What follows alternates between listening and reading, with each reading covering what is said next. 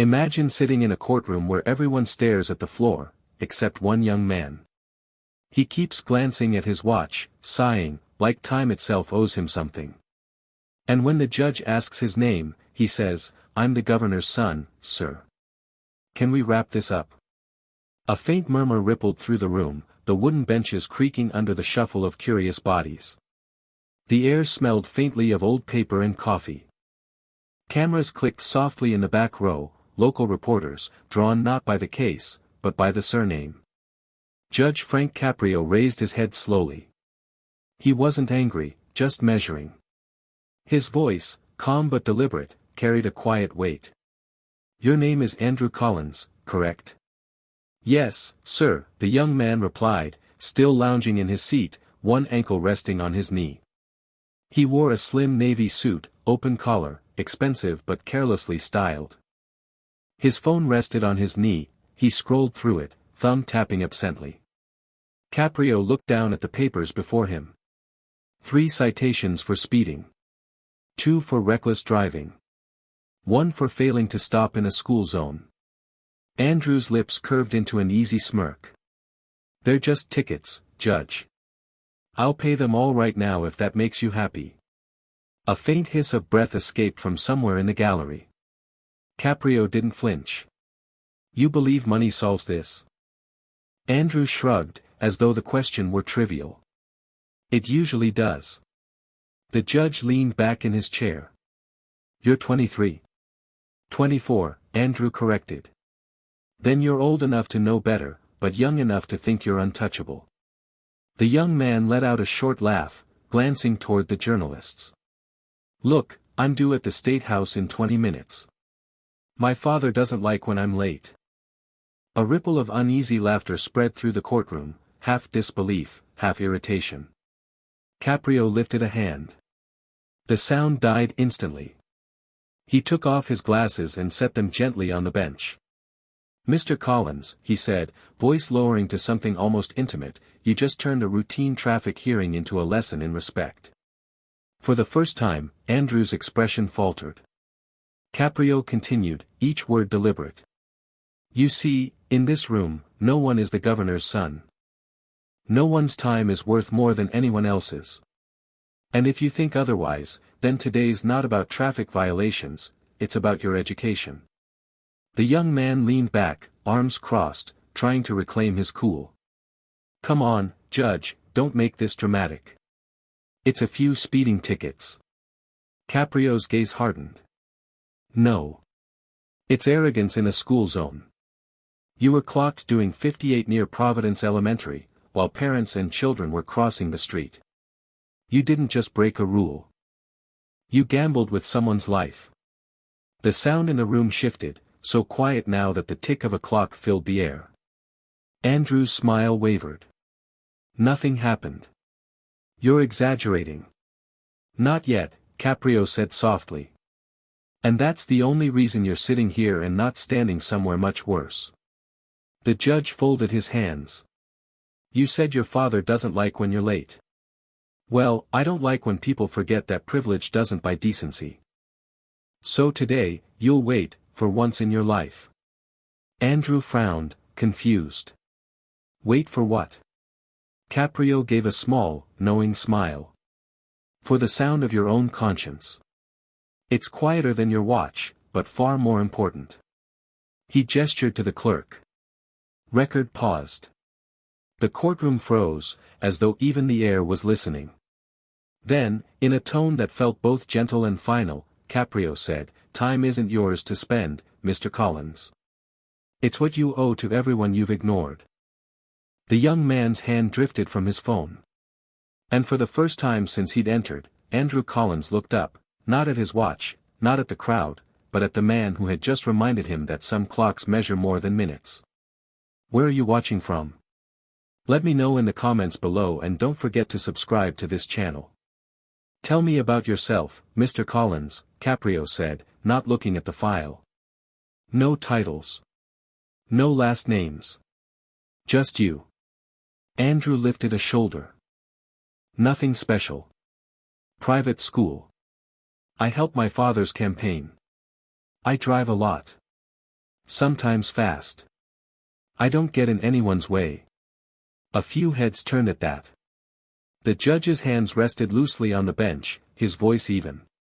You don't get in anyone's way, he repeated, as if testing the fit of the words. Andrew nodded, easy smile returning. That's right. Caprio's gaze didn't leave him. Do you remember the accident near Providence Elementary last spring? A pause. A little girl. Crosswalk guard waving. Driver doing 50 in a 20. 3 seconds from green to red. 3 seconds, and a family's life folded in half. The room thinned to quiet. A throat cleared in the back, someone's shoe scuffed the floor, then stopped. Andrew's jaw tightened. I'm not a killer, sir. You're stretching. A ripple of disapproval moved through the benches. The bailiff's glance swept the gallery, silence returned. Caprio leaned forward a fraction, not unkind, not indulgent. We're not speaking of guilt, he said. We're speaking of gravity. You drove 58 past children. You didn't hit anyone. But what you call nothing is a distance measured in luck. The young man looked past the judge, at the exit, then back at the screen of his phone before catching himself. He set it face down. My point, he said, lowering his voice, is that no harm was done. And my point, Caprio replied, softer still, is that harm doesn't need your permission. It arrives when speed meets flesh, when hurry outruns caution. The law exists to keep that meeting from happening. He let a breath sit in the room, 1 beat, 2. You could hear the faint whir of the ceiling vent. When I was your age, Caprio added, I pushed a mop in a courthouse. Nobody knew my name. That's how I learned whose time matters, everyone's. He tapped the citations lightly. The parents at that crossing. The guard with the vest. The kid with the oversized backpack. Their minutes aren't cheaper than yours. Andrew's posture sagged a notch, composure fraying at the edges. You're making this personal. It already is, Caprio said. Every driver who forgets the world beyond their windshield makes it personal for someone else. Another pause, long enough for the room to breathe. Here's what I want from you, the judge continued. Not a donation. Not a headline. An understanding. If you leave here thinking these are just tickets, then I've failed you, and them. Andrew didn't answer. The confidence was still there, but it had less room to stand. He stared at his hands, then lifted his eyes and finally met the judge's. For the first time since he walked in, he looked like he was listening. The clerk returned, whispering something to Judge Caprio. A few more papers slid across the bench. Caprio's brow furrowed slightly as he scanned the sheets, his expression shifting from mild interest to quiet certainty. He looked up. Mr. Collins, he said, I see this isn't your first time. Andrew shifted in his seat. What do you mean? 3 prior citations, the judge replied evenly. All from last year. Excessive speed, failure to yield, 1 for running a stop sign. Yet none appear on your record now. The young man gave a light shrug. Must be a clerical error. Caprio's eyes didn't blink. Or influence. A soft murmur rippled through the courtroom. Andrew's jaw tightened, but he tried to keep his voice casual. My father knows people, sure. But this is small. I didn't ask for any favors. The judge leaned back, hands clasped. Did you refuse them? Andrew didn't answer. His silence told the story. Young man, Caprio said, the law isn't a family heirloom you get to polish when convenient. Andrew's gaze flicked toward the back doors, just for a second. Caprio noticed. Expecting someone? He hesitated. My attorney, maybe. The doors opened just then. A tall man in a dark suit entered, flanked by 2 aides. He handed a folded note to the clerk, who passed it to the judge. Caprio unfolded the page slowly. His eyes skimmed it, 1 line, 2, and then he set it aside without a word. He looked straight at the newcomer. "You're here on behalf of Governor Collins?" The man cleared his throat. "Yes, Your Honor. The governor wishes to convey his—" "I don't take wishes," Caprio interrupted gently. "Only facts." The courtroom went completely still. Even the journalists lowered their pens. The man tried again. "He merely asks that you consider the bigger picture." Caprio smiled faintly. "There is no bigger picture. Only the truth in front of me." He turned to Andrew. "Your father sent this?" Andrew shifted, avoiding his gaze. "He just doesn't want this to turn into a spectacle." "It already is," Caprio said. "But not because of me." He set his glasses down, speaking now to everyone in the room. "Privilege doesn't dissolve responsibility, it multiplies it. When the public sees a name, they expect an example. And when that name hides behind letters or lawyers, justice becomes theater." The tension in the air thickened.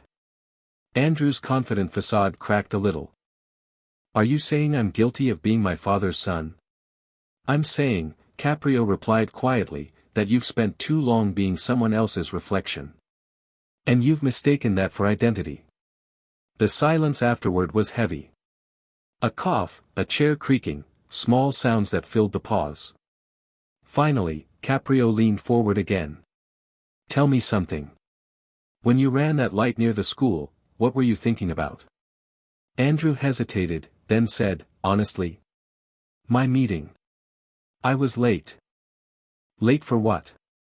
"A fundraiser," he muttered. "Ah," Caprio said softly. "Money again. Always urgent, never patient." He glanced at the papers one last time before pushing them aside.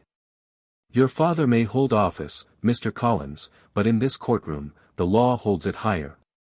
Andrew's mouth opened slightly, as if to argue, but no words came. For the first time, he looked uncertain. Caprio nodded to the bailiff. 15-minute recess. Then, back to Andrew, "Use the time well. You've spent your life protected from consequences. Now you get to decide whether you'll finally meet one, or become one." He struck the gavel softly. The sound echoed through the chamber, clean and final. As people rose to stretch and whisper, Andrew stayed seated, staring at the polished wood of the table. For once, his phone stayed untouched. From the back, someone whispered, "He looks smaller now." And maybe he did, not because he'd lost power, but because, for the first time, he realized he'd never really owned any. When the recess ended, the courtroom felt different. The chatter was gone. The energy that once buzzed like static had thickened into something heavier, expectation, maybe fear. Andrew Collins walked back to his seat, phone left behind this time. His confident posture remained, but the grin was gone. Judge Caprio adjusted his papers without looking up. "I gave you time to think, Mr. Collins. Anything you'd like to say before we continue?" Andrew exhaled slowly. "No point. You've already made up your mind." Caprio's tone stayed calm. "I haven't decided anything." "You have." He lifted a document from the stack, holding it lightly between his fingers. "A year ago, you were stopped for the same violation, speeding in a school zone. But the citation never reached my bench. Do you know why?"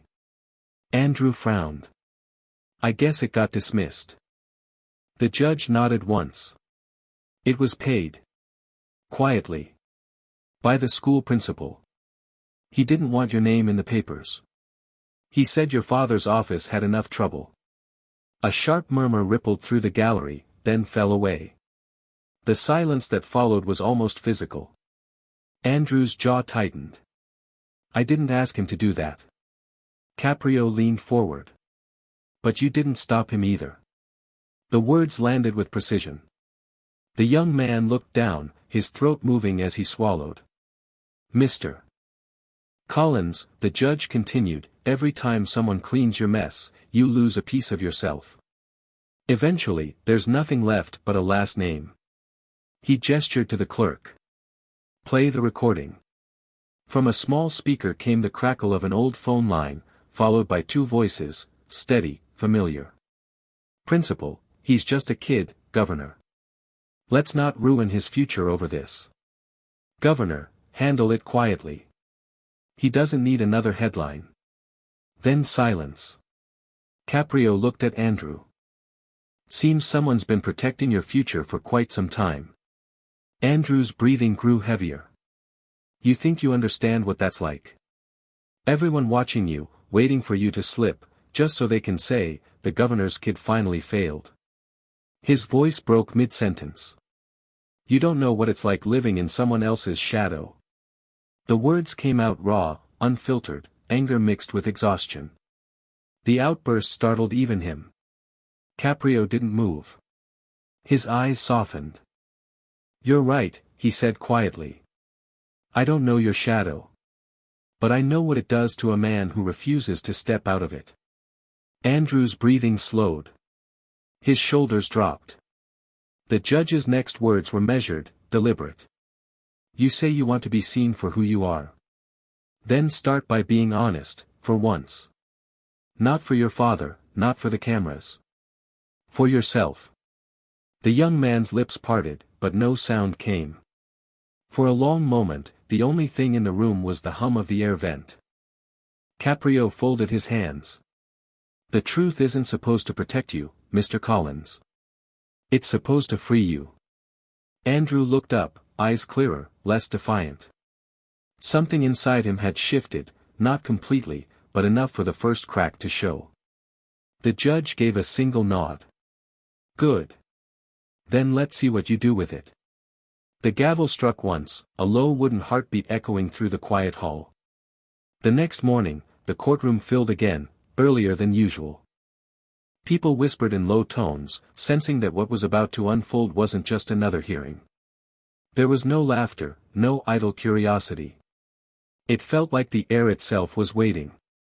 Andrew sat straighter this time, a stiffness in his posture that had nothing to do with pride. Across from him, Judge Caprio appeared calm, but there was a gravity in his stillness that pulled every sound toward silence. He began softly. "Mr. Collins, today isn't about proving guilt. It's about facing truth." He nodded toward the officer seated near the front. "Officer Ramirez, please approach the stand." The man rose, his uniform neatly pressed, the kind of posture that spoke of quiet discipline. "I stopped Mr. Collins last March," he said. "He ran a red light by the elementary school. Nearly hit a woman pushing a stroller." A ripple moved through the courtroom. Andrew's hands clenched together. Ramirez continued. "When I realized who he was, I radioed it in. Dispatch told me to issue a warning. I wanted to file the full report anyway, but it was reassigned before I could." Caprio's eyes flicked up. "Reassigned?" "Yes, sir. Higher channels." The officer's voice faltered slightly. "I didn't have a choice." The judge turned to Andrew. "Is that true?" The young man hesitated. "Yes, but the woman wasn't hurt." Caprio's reply was almost a whisper. "You just said that out loud. Do you hear yourself?" Andrew froze. The silence pressed in on him like a weight. Then, from the back of the room, a soft voice broke the stillness. It was me. Every head turned. A woman stood, holding the hand of a small child, a girl, maybe 4 years old, wearing a pink jacket. Her face was pale, but her eyes steady. The bailiff moved to escort her, but Caprio gestured for him to stop. "Please, ma'am. Come forward." She walked slowly, her shoes tapping against the tile like small metronome beats. Standing at the front, she looked directly at Andrew. "You didn't hit us," she said quietly. "But you didn't stop either. You looked right through us and kept driving." Her words cut through the air like glass breaking in slow motion. Andrew's lips parted, but nothing came. The woman turned slightly toward the judge. "I'm not here for punishment. I came because I wanted him to see us. To remember that someone was in that crosswalk." The judge's voice, when it came, was calm and deliberate. "Thank you, ma'am." She squeezed her daughter's hand. She still flinches when she hears tires screech. Caprio's expression didn't change, but the pause that followed felt eternal. He looked back to Andrew. "You heard her. What do you want to say?" Andrew's voice cracked. "I don't know." "That," Caprio said gently, "is finally an honest answer." The young man lowered his head, whispering something no one could hear. The judge continued, his tone measured. "Every courtroom has walls filled with echoes, excuses, half-truths, denials. But every now and then, someone speaks a word that stays. You just heard one of those words, Mr. Collins. Remember." He rose from his chair, the movement slow but commanding. "You've been shielded from consequence your entire life. But a shield is only useful to someone under attack. What you've been hiding from is not danger, it's accountability." Andrew's eyes glistened, though he didn't wipe them. Caprio glanced toward the audience, then back to the defendant. "Son of a governor or son of no one, it doesn't matter. Before the law, and before conscience, we stand equal. And today, I will not decide your punishment." Andrew looked up sharply. "What do you mean?" "I mean," Caprio said, "that the choice of who you become isn't mine to dictate. You've lived as if your last name were armor. Now you'll decide whether it becomes a burden instead." The woman with the child lingered near the aisle. Caprio nodded to her gently, as if to thank her for holding a mirror to the room. Turning back to Andrew, the judge spoke in a voice quiet enough to demand listening. "Some lessons the law can't teach. But it can offer the space for them to begin."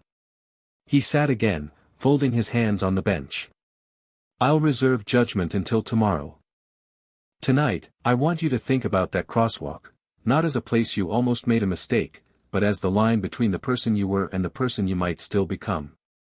The gavel struck once, firm, restrained, final. No one moved at first. Even the reporters stopped typing. Andrew's face had changed, no more defiance, only the hollow look of someone realizing that the cost of privilege wasn't money but meaning.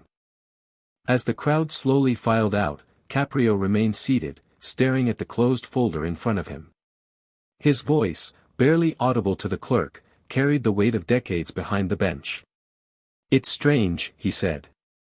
"The hardest thing about justice isn't punishment. It's patience." Outside, through the glass doors, Andrew paused at the top of the courthouse steps. For the first time in his life, no one was waiting to guide him down. The next day, the courtroom was quieter than anyone expected. No cameras, no whispers, just a few reporters pretending not to breathe. Judge Caprio entered with the same deliberate calm, though his eyes lingered on Andrew longer than before. The young man stood already waiting. Gone was the tailored jacket, the polish. He looked like someone who hadn't slept, yet for once he didn't seem to care how he appeared. Caprio settled behind the bench. "Mr.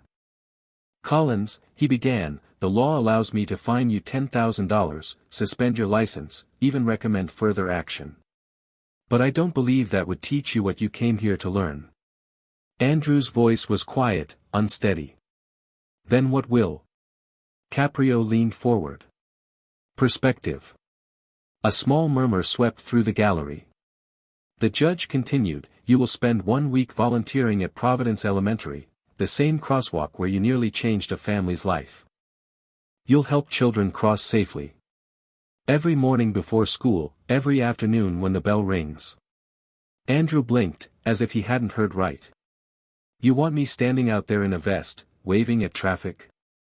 Caprio's reply was gentle but precise. "I want you to see what the world looks like at the pace you almost destroyed. And I want those children to see that even people who make mistakes can choose to stand for something better." A hush fell again. Then Andrew spoke, his old sarcasm flickering once, then dying out. "You realize what that'll look like? The governor's son holding a stop sign." "Humbling," Caprio said simply. "Which is exactly the point." Andrew looked down. When he spoke again, his voice was stripped of its armor. "All right. I'll do it." "Not for me," the judge said. "For the ones who still believe adults can keep them safe." He struck the gavel once, softer than before. Case adjourned. Days later, the morning air around Providence Elementary was sharp with autumn chill. Cars crawled past the school's front gate, their tires hissing on damp pavement. And there, standing in a bright yellow vest, was Andrew Collins, stop sign in one hand, the other raised toward traffic. A whistle hung around his neck.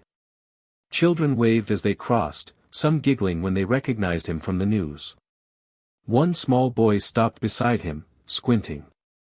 "Hey," the kid said, "weren't you the guy who almost hit us?" Andrew managed a faint, rueful smile. "Yeah," he said. "But now I'm the guy making sure no one else does." The boy nodded, as if that made perfect sense, then ran to join his classmates. For a moment, Andrew just stood there, watching the line of children disappear into the school doors. The morning sun caught the edges of his vest, and he closed his eyes, letting the warmth settle where the weight used to be. Later, in his chambers, Judge Caprio reflected quietly to the court recorder packing up nearby. "You know," he said, half to himself, "people think justice is about punishment. But the truth is simpler, it's about seeing. Seeing the other person. Seeing yourself." He paused, glancing toward the window, where the faint sound of a school bell echoed from a few streets away. "Sometimes," he added, "justice isn't a sentence. It's a second chance that someone finally chooses to take." He looked down at the folder on his desk, the name Collins written neatly across the top, and closed it for good. Outside, the crosswalk light changed to green. Children laughed. And somewhere beneath the noise of the city, the rhythm of one young man's redemption began, steady, small, and real.